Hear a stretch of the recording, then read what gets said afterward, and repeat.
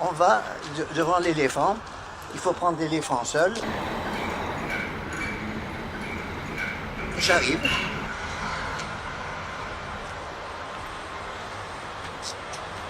J'ai le livre en main. Je zoome sur le livre et je fais une lecture.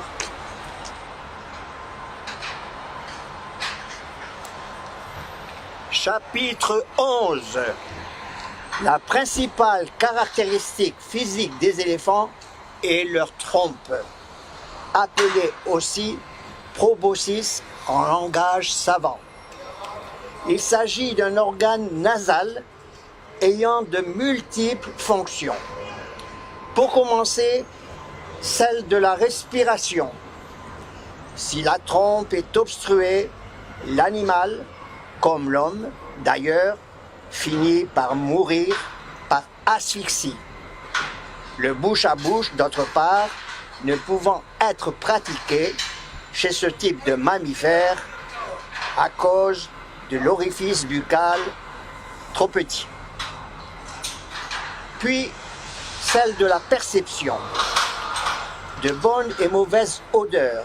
La perception des bonnes et mauvaises odeurs, selon des critères inhérents au pachyderme, selon qu'ils sont d'Asie ou d'Afrique, c'est-à-dire aussi de la savane ou de la forêt, où les senteurs des essences sont différentes.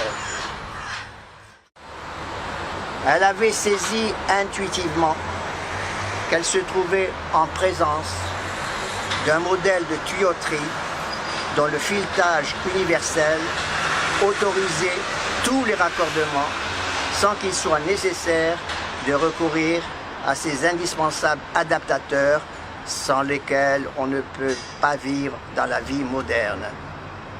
Un bon point pour la direction de l'aéroport qui avait su anticiper à l'origine en choisissant des équipements avant-gardistes sans regarder à la dépense.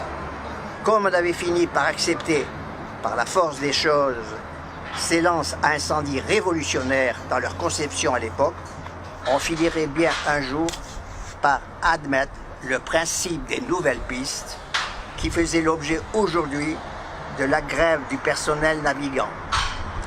Sachant tout ce qui change quelque peu nos habitudes est d'abord perçu comme mal avant de devenir naturellement l'objet de nouvelles habitudes et ainsi de suite, jusqu'à la fin des temps.